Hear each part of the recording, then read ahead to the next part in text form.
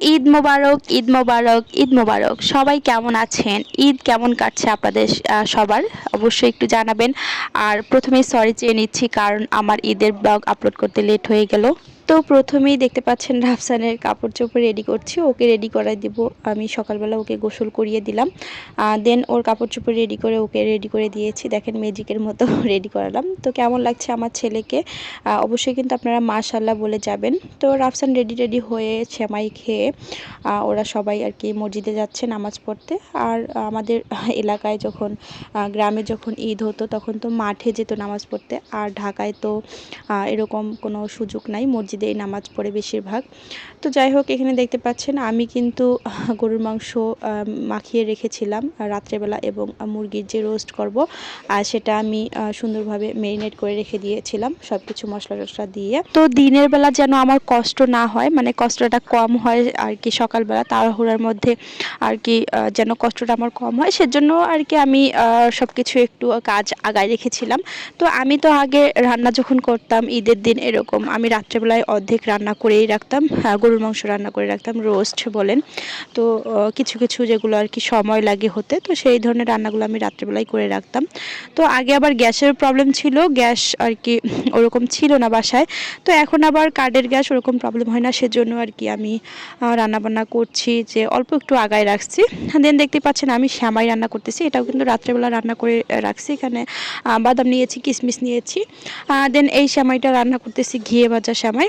তো দুধটা সুন্দর করে আমি গরম করে নিয়েছি চিনি দিয়ে, আর দুধটা ঠান্ডা হওয়ার পর আমি এখানে শ্যামাইটা দিয়ে দিলাম। কারণ যখন গরম গরম দিবেন লাচ্চা শ্যামাই, তখন কিন্তু শ্যামাইটা গলে যাবে আর ওইভাবে খেতে মজা লাগবে না। তো সেজন্য আমি ঠান্ডা হওয়ার পর দেই শ্যামাইটা, একটু মানে চাবাইতে ভালো লাগে আমার কাছে। আপনাদের কাছে কেমন লাগে আপনারা কিন্তু জানাবেন।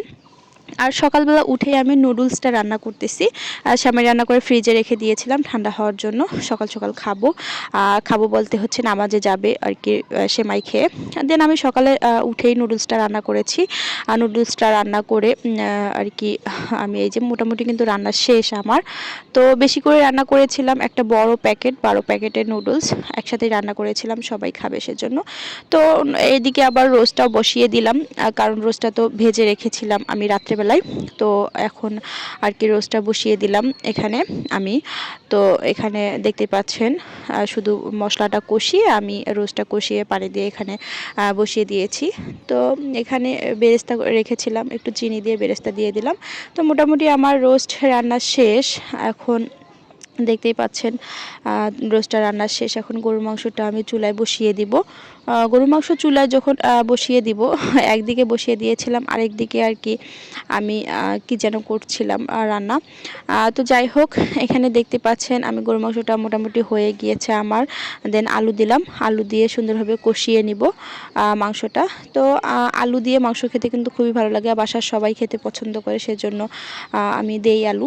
তো এদিকে আবার পোলাওটাও রান্না করে নিচ্ছিলাম, পোলাওটা রান্না করিনি। তো পোলাওটা রান্না করলেই আমার আজকের মতো রান্না বান্না শেষ। তো সেজন্য দেখতে পাচ্ছেন পোলাওটা আমি রান্না করে নিচ্ছি। তো পোলাও কিন্তু আমি খুব সুন্দর করে রান্না করতে পারি, এটা আমি রান্না করছি সেজন্য না। আর একটু গাজর দিয়ে দিলাম, গাজর দিলে কিন্তু পোলার কালারটা একদম সেই আসে, দেখতে খুবই ভালো লাগে, মানে খেতে যেমনই লাগুক না কেন দেখতে ভালো লাগে। তো কথায় আছে আগে দর্শনদারি পরে গুণ বিচারি ঠিক এরকম। তো দেখতে পাচ্ছেন একটু বেরেস্তা রেখেছিলাম, বেরেস্তাটাও দিয়ে দিচ্ছি। এখন আমার রান্নাটা মোটামুটি শেষ। তো পোলাও রান্নাটা কেমন হলো এবং কেমন লাগতেছে দেখতে অবশ্যই জানাবেন। আর দেন আমি রাত্রেবেলা মেহেদি দিই নি, পরে একটু আর কি মেহেদি দিলাম। তো এই ছিল আজকের আমার ভিডিও, কেমন লাগলো আপনাদের কাছে অবশ্যই জানাবেন। আর আমার ভিডিও দিতে একটু লেট হয়ে গেল, একটু না অনেকটাই লেট হয়ে গিয়েছে। সবাই ভালো থাকবেন, সুস্থ থাকবেন। আপনাদের ঈদ কেমন কাটছে অবশ্যই কমেন্টে জানাবেন। ধন্যবাদ।